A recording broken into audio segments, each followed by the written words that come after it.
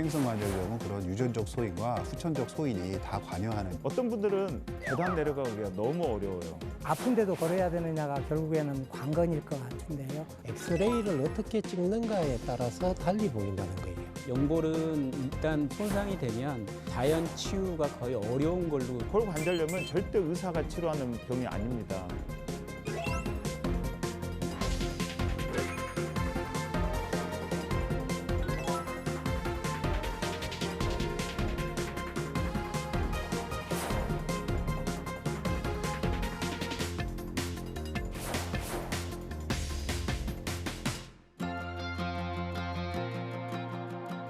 여러분 안녕하십니까? 박상현입니다. 대한민국 65세 이상의 4분의 1은 경험한다는 흔한 질병이 있습니다. 바로 무릎 통증인데요. 이 무릎을 둘러싼 작은 단 2g짜리 연골이 손상되면서 우리의 삶을 위협하고 있는 겁니다. 그런데 의외로 적절한 치료법을 몰라서 일상으로의 복귀가 늦거나 영영 회복하지 못하는 경우도 덜어 있다고 하는데요. 무릎 관절 통증 완치가 가능할까요? 그리고 어떤 치료법들이 있을까요?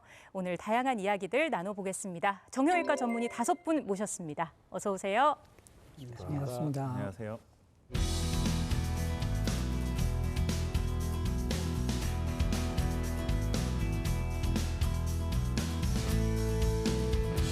자, 저희가 무릎 연골을 흔히 냄비 코팅에 비유를 하고는 하잖아요. 냄비도 오래 쓰다 보면 그 코팅이 다 벗겨지기 마련인데 무릎 관절도 누구나 나이가 들면 안 좋아지기 마련인 걸까요? 관절염은 완치가 되는 질환은 아닙니다. 왜냐하면 나이가 들어서 연골의 성분들이 다 바뀌고 이러기 때문에 우리가 안 아프고 일상생활이 가능하게 하는 것이 목표입니다. 좋은 운동이라든지 그리고 음식 그리고 좋은 습관으로 이걸 충분히 극복할 수 있습니다. 네. 관절 연골이 나이를 먹으면서 상하느냐 일반적으로는 맞죠. 네. 분명히 나이를 많이 드신 분들이 관절 연골을 많이 상해 있는 건 사실인 것 같습니다. 그렇지만 우리 외래에서 보다 보면 나이 70, 80 되셔서 MRI 찍어도 관절이 깨끗하신 분도 상당히 많거든요. 그에 반해서 또 20대, 30대, 뭐 30대, 40대에서도 뭐 예상외로 관절 연골이 많이 망가져 있는 경우도 있습니다. 그래서 반드시 모든 사람이 나이에 따라서 관절 연골이 상하는 것이다라고 생각하는 거는 약간 우리가 경계를 할 필요는 있는 것 같습니다. 우리가 어떻게 생활하는지가 더 중요할 것 같은데 또 궁금한 게 유전적 요인인 거거든요. 이게 정말 유전이 되는 질병인 건지 아니면 생활 습관의 그 요소가 훨씬 더 큰 건지도 궁금합니다. 퇴행성 관절염은 유전적 소인과 그 후천적 그 소인이 다 관여가 됩니다. 유전 질환은 아니지만 예를 들어서 저희가 부모의 얼굴을 닮듯이 네. 예를 들어서 오다리가 이제 내반 변형이라고 하는데 그런 내반 변형을 이제 부모가 내반 변형인 경우 자식들이 또 내반 변형이 되고 그러면 확실히 그 무릎의 관절염이나 이런 게 아주 그 대표적인 위험 인자입니다. 그렇기 때문에 그런 유전적 소인은 명확히 있고 후천적으로는 예를 들어서 쪼그리고 이제 오랫동안 농사를 짓거나 그리고 쪼그리는 작업을 오래 해오신 분들은 그만큼 그 무릎의 반월 연골판이라든지 관절 연골 손상 같은 것들이 쪼그리고 이런 작업을 안 한 사람들에 비하면 네. 확실히 관절염의 그 발생 비율이 높기 때문에 퇴행성 관절염은 그런 유전적 소인과 후천적 소인이 다 관여하는 질환이라고 말씀드릴 수 있습니다. 뭐 흔한 질병인 만큼 궁금한 부분들도 참 많으실 것 같은데요. 치료법을 자세히 알아보기 전에 무릎 관련해서 흔히 하는 질문들을 좀 모아봤습니다. 하나씩 좀 짚고 넘어가 볼게요. 자, 첫 번째입니다. 망가진 연골이나 무릎 관절 재생될 수 있다? 아니다가 이제 저희 뭐 아마 저뿐만 아니라 다 같은 대답일 것 같은데 예. 일단 손상이 되면 잘 치유는 되지는 않죠. 근데 요즘은 여러 가지 치료법들이 발달해서 이제 정확하게 연골세포가 동일하게 재생하는 방법은 사실은 없지만 의학적으로는 연골과 유사한 조직이다라고 네. 표현을 하는데 그 정도까지 재생할 수 있는 수술적인 기법이나 또는 뭐 여러 가지 치료법들이 있기는 합니다. 나중에 이제 손상이 되면 불행하지만 회복되기는 어렵다. 재생이 하지만 힘들다. 네. 예, 그거하고 유사한 세포로 재생할 수 있는 방법이 현재 소개되어 있는 것들은 존재한다. 자, 두 번째 궁금증입니다. 무릎 통증이 있을 때 적당한 걷기 운동 좋다. 외래 보면서 가장 많이 추천하는 운동이 사실은 걷는 운동이거든요. 무릎 안에 윤활렉이라고 있습니다. 그런 윤활렉이 이제 관절 연골에 영양분을 공급해 주는데 걷는 운동을 함으로써 그런 윤활 작용이 더 좋아져서 관절 연골에도 좋고 아울러 비만이 관절염의 많은 원인 중에 하나이기 때문에 체중 조절에도 좋기 때문에 걷는 운동은 저희가 적극 추천하는 운동이고 예. 그러면 이제 아픈데도 걸어야 되느냐가 결국에는 그렇죠. 관건일 것 같은데요. 실질적으로 아프면 조금 쉬어야 되고 만약에 잠깐 쉬어서도 그 통증이나 부종이 가라앉지 않는다 그러면 반드시 병원을 찾아서 의사와 상담을 하시는 것이 좋을 것 같습니다. 환자가 걷기를 하고 나서 더 아파진 경우가 굉장히 아, 많거든요. 그래요? 통증이 심하고 부종이 있는데 이 일반적인 잘못된 상식으로 적당한 운동이라는 게 무조건 걷기다 이렇게 표현하는 것은 제 개인적으로는 조금 잘못된 생각이고 많이 아플 때는 휴식을 취하는 게 제일 먼저 저희들이 해야 되고 운동도 스텝 바이 스텝으로 체중 보완하는 그런 운동부터 스타트하는 것이 추천됩니다. 예. 다음 질문도 드리겠습니다. 정수기 물보다 생수가 무릎 관절에 좋다? 지금 웃고 계세요, 유 교수님. 저는 이 질문이 왜 나왔는지가 굉장히 황당한 궁금해서 질문인가요? 그렇습니다. 의외로 많은 분들이 궁금해하시더라고요. 아, 그래요? 네. 저는 정확한 인포메이션은 사실은 없습니다. 근데 아마도 뭐 옛날에 어디 광고에서 보니까 뭐 미네랄이 있니 없니 네. 그런 문제인 것 같아요. 관절 성분 중에 이 미네랄, 특히 유황 같은 것들이 생수에 훨씬 더 많이 포함되어 있기 때문에 식품 영양을 하시는 분들이 그렇게 이야기를 하시는데 저희 물어보는 사람 입장에서는 음식을 하나만 먹는 것도 아니고 여러 가지 다양한 그 야채라든지 이런 걸 다 해서 섭취를 하는데 과연 우리가 이걸 비교를 해야 되나 이런 생각은 있습니다. 큰 의미는 없다라는 네. 말씀이신 거군요. 네, 아마 질문하신 분의 의도는 예. 이 안에 어떤 미네랄 성분들이 풍부하게 들어있는 물을 먹는 것이 무릎 통증에도 좀 도움이 되지 네. 않겠나라고 질문을 하신 것 같아요. 개인적으로는 그런 얘기가 아주 틀린 얘기는 아니라고 생각이 듭니다. 정수기에 있는 물은 아무리 봐도 정수를 하다 보니까 미네랄이 많이 빠져버리는 경향이 있고요. 예. 생수에는 좀 더 풍부하게 있기 때문에 굳이 이 둘 중에 물을 어떤 게 먹는 게 좋은가라고 한다면 생수를 먹는 게 아무리 봐도 몸에는 좋지 않을까 그런 느낌은 있습니다. 근데 요즘에 그 정수기도 미네랄 보충 필터 뭐 이런 거 있잖아요. 네네, 요즘 그래서 그런 정수기도 나오는 네. 이유가 아마 거기에 대한 이제 보완적인 모습으로 그 회사들도 그런 걸 약간씩 느꼈지 않을까라는 생각이 좀 있는 것 같습니다. 그런 것들도 어쨌든 소비자에게 어필이 될 수 있는 요소가 되기 때문에 그런 것 같고요. 다음 궁금증 들여다보겠습니다. 까치발 들고 한 발 서기가 무릎에 좋다? 까치발을 들고 저희가 이렇게 그 자세를 취한다고 하면 하지에 이렇게 전체적으로 근육에 이제 힘이 들어가잖아요. 그래서 운동 개념으로 보면은 등척성 운동에는 도움이 됩니다. 그래서 특히 그 발목에도 네. 그 아킬레스건이 약하시거나 하는 분들 그런 분들 오히려 약간 연세 드신 분들이 그렇게 까치발을 설 때 잘못하면 낙상하거나 하면 또 다른 큰 골절 같은 것들이 발생할 수 있기 때문에 조금 위험할 수도 있겠습니다.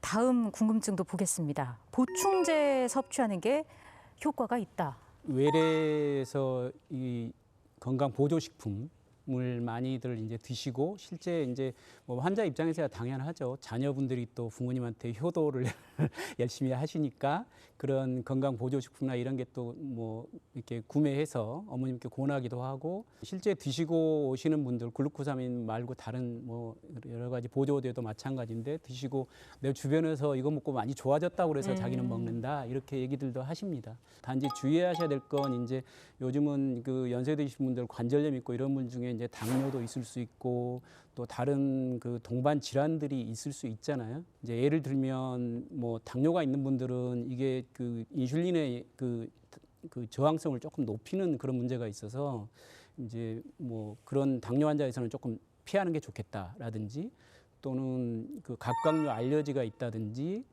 또 뭐 혈전 이런 게 있는 분들 그다음에 뭐 천식이 있는 네. 이런 분들도 좀 피하는 게 좋다고 내과 선생님들은 그렇게 말씀들을 하시더라고요. 염두를 해둬야 할 부분들이 많네요. 예. 저는 전문 의약품이 아닌 그런 글루코사민을 포함한 그런 건강 보조식품에 대해서는 선물 받은 거는 또 준 사람 성의가 있으니까 드시고 본인 돈 내고 사 드시지 마세요. 저는 그렇게 설명을 드립니다. 전 세계적으로 좀 얘기가 많은 물질들이거든요. 네. 그래서 외국의 사례를 보면 일부의 그 약제들은 좀 효능이 있는 것 같다. 그래서 처방 등급의 글루코스아민이나 또는 콘드로이친, 여기서 이제 처방 등급이라는 게 되게 중요하거든요. 네. 그건 이제 우리가 그냥 돈을 내고 어디 가서 사서 먹을 수 있는 게 아니고 과학적으로 어느 정도의 증거들이 확보되었고 그 물질이 임상적으로 어느 정도 효능이 있다라고 알려져 있어서 그거를 의사가 처방을 하고 구입할 수 있는 네.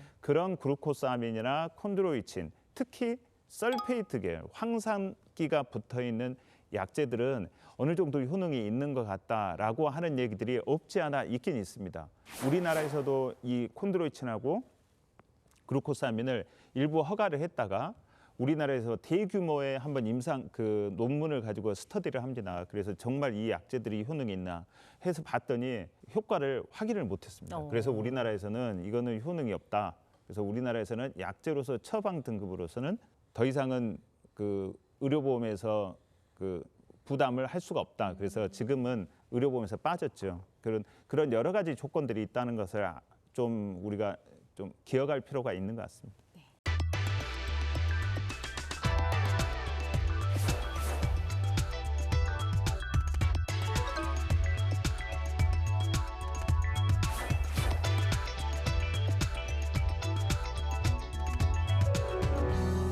사람마다 그 통증, 무릎 통증의 정도도 다를 거고요. 통증의 유형도 다를 텐데 치료법도 당연히 그에 맞게 달라져야 할 것입니다. 관절염 통증 상태에 따른 치료법은 어떻게 나뉘게 되나요? 저희가 외래에서 그 무릎 아프신 분들 대화를 하다 보면 제일 많이 그 오해하시거나 아니면 저 헷갈려 하시는 게 관절 연골, 그 연골이라는 표현에 대해서 네. 의사들이 보통 얘기하는 관절 연골이라는 거는 이제 위아래 뼈가 있어서 이렇게 무릎 관절이 형성이 되는데 그 뼈를 코팅하고 있는 부위가 관절 연골이거든요. 연골과 연골이 바로 맞닿으면 금방 쉽게 닳잖아요. 그래서 아마 그 사이에 뭐가 없다라고 하면 관절 연골끼리는 아마 어렸을 때 걸음마 시작하면 바로 닳아버릴 거예요. 그래서 그렇지 않도록 그 사이에 물렁뼈가 있습니다. 네. 그래서 그거를 물렁뼈를 반월 연골판 또는 반월판, 쉽게는 알기 쉽게는 도가니 이렇게 얘기를 하죠. 그러니까 네. 환자분들은 그 반월 연골판 찢어졌다고 하는 거를 연골이라고 생각을 해요. 그러니까 보통 뼈에 그 코팅이 돼 있는 관절 연골에 대한 거를 잘 아마 모르시는 분이 많습니다. 그래서 저희가 이제 관절염이 얼마나 심하냐 할 때는 항상 뼈를 코팅하고 있는 아래 위에 관절 연골이 있고 그 사이에 반월 연골판 또는 반월판, 네. 그 도가니가 있는데 관절 연골과 이 반월판이 얼마나 닳고 얼마나 손상됐냐 이 두 가지를 같이 봐야 됩니다. 그래서 그거의 어느 심한 정도에 따라서 이제 관절염 등급은 나누게 됩니다. 그 등급을 크게 나눴을 때 한 몇 가지로 나눌 수 있는 건가요? 엑스레이 소견으로 저희가 1기부터 4기까지 이렇게 나누고 있습니다. 보통 1기 하면 저희가 엑스레이 구조상 이상이 없기 때문에 엑스레이에 이상 소견이 안 보이고 뭐 특별한 치료가 필요 없거나 뭐 가벼운 운동 정도로 치료할 수 있을 정도고, 그다음에 이제 2기가 되면 이제 연골 말씀하셨던 연골 성분이 조금씩 소실이 되면서 일부 관절 간격은 그래도 어느 정도 유지가 되는 걸로 되어 있습니다. 그리고 뼈가 이렇게 자라나오는 저희가 골극이라고 하는데 그런 이제 골극들이 자라는 단계가 2단계가 되겠고 2단계는 이제 약물 치료가 이제 본격적으로 조금 필요한 단계라고 할 수 있을 것 같습니다. 예. 그리고 이제 3단계가 되면 이제 관절 간격이 더 많이 감소를 하게 되고 이제 수술적 치료도 고민해 봐야 되는 단계가 되겠고요. 흔히 말하는 말기라 하면 이제 4기에 해당되는데 이제 연골이 완전히 다 닳아져서 우리가 뼈하고 뼈가 이렇게 접촉되는 관절 간격이 완전히 없어지는 단계로 이제 일반적인 인공관절 수술에 적응증이 되는 단계를 4단계라고 할 수 있습니다. 환자분들이 무슨 암이나 이런 거는 MRI나 이런 걸 봐도 잘 모르시죠. 이게 암인지 암이 어디 있는 건지 잘 모르지만 이제 정형외과에서 이렇게 외래 볼 때 이렇게 엑스레이 띄워놓은 환자분들이 오 저렇게 좁아졌네요 이렇게 얘기를 하죠. 그러니까 환자분도 인지할 수 있을 정도이기 때문에 흔히 말하는 이제 뼈끼리 맞닿을 정도면 이제 수술을 권한다라는 그런 생각을 이제 환자들도 하고 있고 그런데 관절염의 그 엑스레이 소견상 좁아진 정도하고 환자분의 증상하고 반드시 상관관계가 있지는 않습니다. 저희가 이제 관절염은 이제 등급을 나눠서 정상에서부터 이렇게 한 25%씩 이렇게 마모되는 순서로 이제 심한 정도를 표시하는데 대부분 이제 비례는 하지만 딱 그렇게 일치하지는 않습니다. 즉 심한 정도라고 해서 꼭 그만큼 아파야 되고 그런 건 아닌데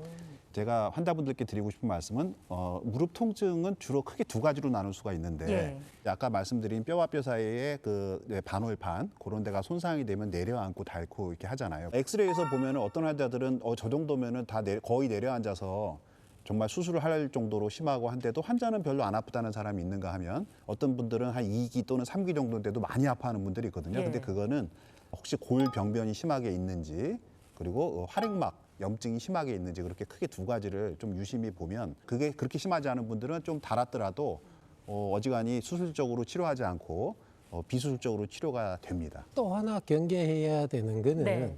엑스레이를 어떻게 찍는가에 따라서 달리 보인다는 거예요. KL 그레이드를 사실은 엑스레이에 찍는 기술에 따라서 달리 보이고 또 무릎의 통증이 다른 스파인의 통증하고 연관되어 있는 경우도 있을 수 있다는 점을 간과하시면 안 됩니다. 무조건 무릎을 다 검사해서 괜찮은 경우에 다른 부위도 분명히 생각을 해야 된다는 점을 고려해야 됩니다.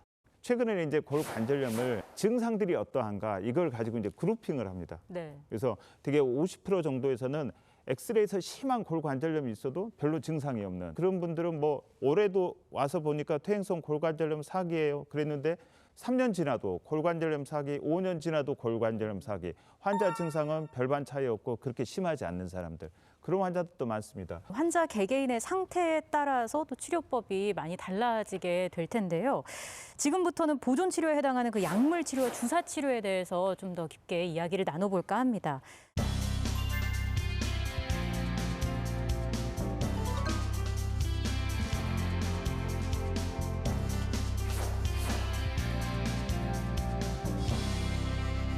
사실 무릎이 아파서 의료진을 찾아간 환자 입장에서 가장 듣기 좋은 말이라고 해야 할까요? 가장 반가운 말은 약물 치료로도 충분히 가능합니다라는 얘기가 아닐까 싶어요. 이게 약물만으로도 통증과 그런 염증을 좀 제어할 수 있다는 뜻인가요? 먼저 하나 말씀을 드리면요. 네. 이제 저희가 이제 무릎 수술적 치료 이전에 비수술적 치료 이렇게 이제 해볼 수 있잖아요. 근데 해볼 수 있는데 비수술적 치료의 첫 번째가 약물 치료만은 꼭 아닙니다. 그래서 먼저 대표적인 게 무릎 아픈 분들 제가 보면은 그 비만하신 분들이 많아요. 네. 과체중. 그래서 저희가 이제 문헌상으로 10% 정도의 체중을 감소시키면 확실하게 아주 유의한 무릎 통증 감소가 옵니다. 즉 80kg이신 분들은 8kg, 70kg이신 분들은 7kg 이렇게 그 체중 감소하는 그런 거를 요즘 아마 그 비만에 대한 약들도 많이 나오고 해서 그런 관심들도 많으셔요. 그런데 네. 확실히 그런 본인이 결심을 하고 체중 감소를 하는 분들은 무릎 통증이 많이 완화됩니다. 물론 약물 치료하고 같이 병행할 수도 있고 그러나 이제 저희가 약물 치료를 얘기하기 전에 그래도 꼭 먼저 언급해야 될 부분입니다. 중요한 부분의 첫 단계인 거네요. 네네. 그래서 그거를 핵심적 치료라고 하죠. 네. 코어 트리트먼트라고 하는데요. 골관절염은 절대 의사가 치료하는 병이 아닙니다. 우리 인용 교수님 말씀하셨다시피 체중 조절 잘하고 근력을 튼튼하게 해서 다리의 근육에 힘이 좋아지고 이러면 분명히 통증은 줄거든요. 그리고 환자가 할 것과 하지 말 것을 정확하게 구별해서 좀 이렇게 환자들에게 도움을 줄 수가 네. 있습니다. 예를 들면 무릎도 관절이 하나가 아니고 무릎 내측 경대퇴, 외측 경대퇴, 슬개대퇴 관절 이렇게 세 개의 부위로 나눠져 있거든요. 어떤 분들은 계단 내려가기가 너무 어려워요. 근데 평지는 잘 걸어요. 이런 분들 계시고 어떤 분들은 뭐 평지를 도저히 못 걷겠고 계단은 오르내릴 만하다 이런 말씀하시거든요. 관절염 부위가 어디냐에 따라서 할 것과 하지 말 것. 예를 들면 쭈그려 앉지 마세요. 양반다리 하지 마세요. 계단길 내려가지 마세요. 이런 것만 좀 잘 교육을 시켜도 환자들은 생활하는데 그리고 골관절염을 극복하는데 상당히 도움이 되지 않을까 싶습니다. 기본적인 생활 습관 개선이 중요한데 그렇게 개선을 했음에도 불구하고 좋아지지 않는다면 약물 치료가 들어가는 거고요. 약물 치료 중에서도 좀 당장 통증이 너무 심하면 이걸 빨리 좀 낫게 하기 위해서 스테로이드제를 처방해 주세요라고 하는 환자분들도 계실 것 같은데 어떻습니까? 스테로이드의 경구 복용은 네. 지금은 이제 거의 안 하는 치료라고 보시는 게 맞겠습니다. 그러니까 예전에는 이제 그런 처방들을 했었거든요. 네. 근데 경구를 먹게 되면은 이제 시간이 걸리잖아요. 그래서 뭐 몇 달도 먹을 수 있고 뭐 이러기 때문에 부작용을 우려해서 경구로 스테로이드 약물 처방을 하지는 않습니다. 관절염이 또 낫는 질환이 아니잖아요. 이게 그 약물로 완전히 그 완치돼서 주사 하나로 뭐 예를 들면 몇 년씩 증상이 완화되고 이런 게 아니기 때문에 네. 결국은 그 스테로이드의 강력한 그 힘을 경험하고 나시면 다음에 뭐 아프면 또 맞고 싶은 게 인지상정이죠. 근데 그렇게 해서 여러 번 맞게 되면 이제 연골에는 분명히 안 좋다고 이미 다 알려져 있고 네. 특히 뭐 당뇨 있고 이런 환자들은 실제 뭐 스테로이드 맞고 뭐 혈당이 많이 올라가서 오시기도 하고 그러거든요. 그래서 스테로이드는 좋은 약인 건 분명하고 그렇지만 관절염에 이제 경부제가 됐건 주사제가 됐건 쓸 때는 충분히 고민을 하고 선택적으로 써야 되고 사용하는 빈도는 가능하면 1년에 한두 번 미만으로 사용하는 게 권장되는 것 같습니다. 이게 내성이 생길 수도 있기 때문에도 그런가요? 내성이라기보다 이제 그걸 맞으면 금방 많이 좋아지거든요, 사실은. 그러니까 자꾸 맞고 싶은 거죠, 환자 입장에서는. 사실은 스테로이드의 남용도 문제지만 환자들이 그걸 너무 두려워해서 안 쓰는 것도 문제입니다. 두려워한다고요? 네, 이퓨전이나 이런 게 있을 때 스테로이드는 굉장히 효과적으로 치료될 수 있는 잘 알려진 물질인데 여기에 대해서 너무 부정적으로 생각을 해서 연골을 파괴한다는 생각만으로 전혀 안 쓰려는 것도 문제입니다. 그리고 네. 약값이 너무 적다 보니까 여기에 대한 약의 생산도 지금 안 하려고 하고 있는데 스테로이드는 아시다시피 아스피린하고 비슷하게 잘 알려져 있는 약물이라서 적절하게 잘 사용하면 좋은 약물이라고도 사실은 말씀을 드리고 싶습니다. 그래서 일반적인 사람들은 스테로이드라면 저거 쓰면 내가 이상하게 되지 않은가 이런 생각을 하고 있거든요. 그래서 그런 부분도 고려를 해야 됩니다. 또 궁금한 게 이 약물 치료를 하는데 평생 먹어야 하는 그런 경우도 있나요? 그래서 골관절염이 약물 치료가 되게 어렵거든요. 어. 이제 우리가 골관절염 하면 대개의 환자들은 소염 진통제 네. 이걸 얘기하지 않습니까? 보통 그 비스테로이드성 소염제 이렇게 얘기를 하는데요. 이 소염제가 부작용이 많습니다. 위를 깎이게 하고 위 궤양이 생기는 사람도 있고요. 그다음에 콩팥 기능도 떨어지고요. 일부 연구들에서는 심장에 무리가 간다는 얘기도 많거든요. 그래서 골관절염이라고 하는 병 자체는 평생 죽을 때까지 따라가는 병이고 이걸 컨트롤하기 위해서는 장기간 약을 사용을 해야 되는데 소염제는 그렇게 장기간에 사용할 수 없는 약이라는 거죠. 소염제가 이 스테로이드와 비슷해서 굉장히 약을 먹으면 효과가 빨리빨리 나타납니다. 그래서 쓰기는 또 편해요. 그래서 이런 약들을 저희는 속혈성 골관절염 약제라고 부릅니다. 그러니까 약을 먹으면 빨리빨리 통증이 없어지는 약들, 진통제가 있고 네. 진통제는 다 좋은데 이게 막 먹으면 몇 분에서는 막 어지럽고 이런 분들이 생겨요. 그리고 또 변비를 일으키고요. 그리고 스테로이드 굉장히 좋은 약인데 한 서너 번, 몇 번 자주 맞다 보면 나중에 인공관절을 할 때 인공관절 감염증에 유발 또 빈도를 또 늘리는 그런 영향이 있거든요. 그래서 이런 속효성 약물들은 짧게 쓰면서 긴 관절염을 어떻게 하면 길게 치료를 할 수 있느냐라고 해서 요즘 나오는 약들이 이제 지효성 골관절염 약제라고 하는 약들이 있습니다. 그래서 관절 영양제 뭐 이렇게 표현을 하는데요. 과거에는 골관절염 자체가 그냥 달아 없어지는 무릎이 달아 없어지는 병이다라고 생각을 했습니다. 최근에 연구를 계속 하다 보니까 골관절염도 아주 낮은 정도의 사람마다 패턴은 다르지만 염증이 계속해서 유발되고 이 염증으로 인해서 문제가 일어나는 병들이더라. 그래서 예를 들면 처음부터 염증을 일으키는 물질을 좀 줄여보면 어떻겠느냐. 그렇게 하면 염증이 줄어드니까 물질이 줄어드니까 통증을 만드는 그 원인 팩터들이 줄어들거든요. 네. 그래서 이제 여러 가지 연구들이 되고 있고 이를 통해서 이제 지효성 골관절염 약제라는 것들이 많이 요즘은 알려져 있습니다. 예를 들면 아보카도에서 추출한 물질들도 그런 역할을 하고요.